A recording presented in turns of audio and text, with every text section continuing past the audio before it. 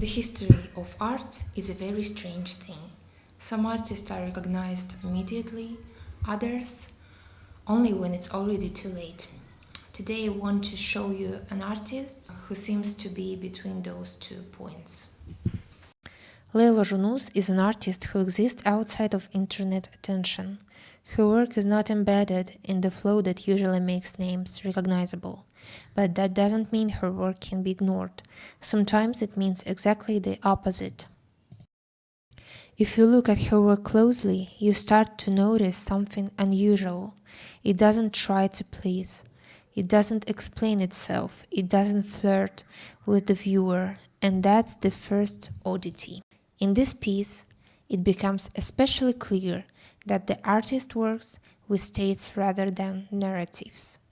The figure seems to exist on a threshold between immersion and disappearance. The upper part of the image almost dissolves, the face loses clarity, and the surrounding space turns into a flow that cannot be fixed. It creates the feeling that reality here is unstable. If you look closer, it becomes clear that this is watercolor. And that's exactly what intensifies the effect. Watercolor is usually associated with lightness and transparency, but here it's used differently as a medium of disintegration.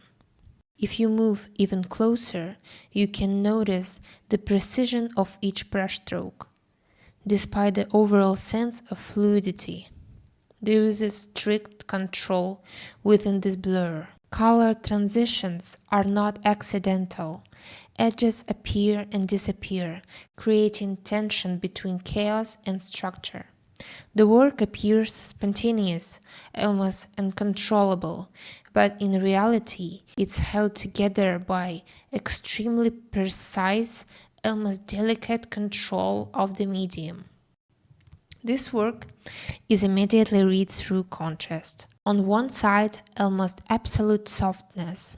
The rabbit's fur is rendered in a way that feels weightless, almost dissolving at the edges, as if it has no firm boundary with the space around it.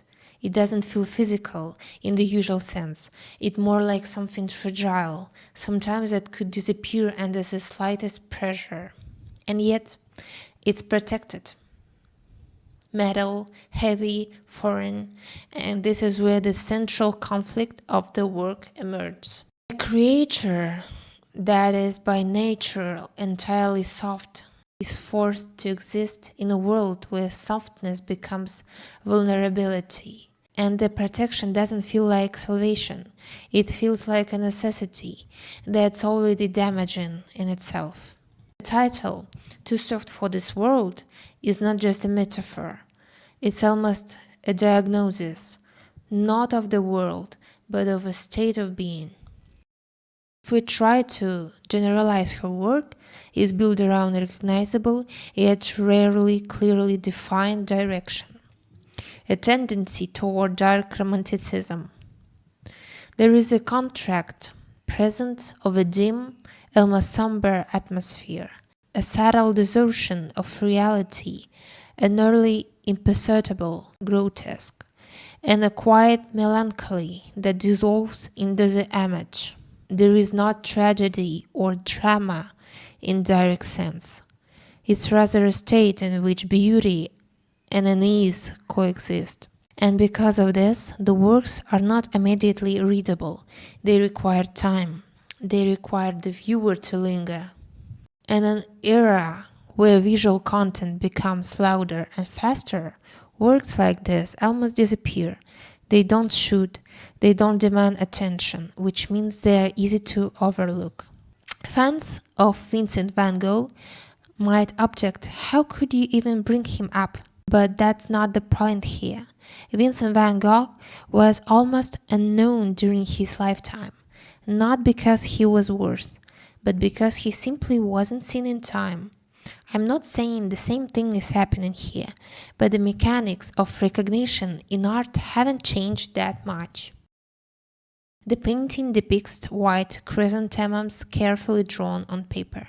Every movement of the brush is filled with attention and care. The artist is focused on creating these symbols of purity and peace, deliberately turning away from disturbing realities that exist beyond the canvas. If you look closely at Leyla's drawings, every line is resolved and placed with intention. Each line is under strict control. Nothing is accidental.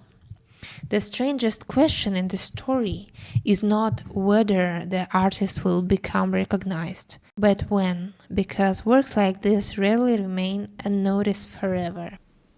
The only question is who will notice them first?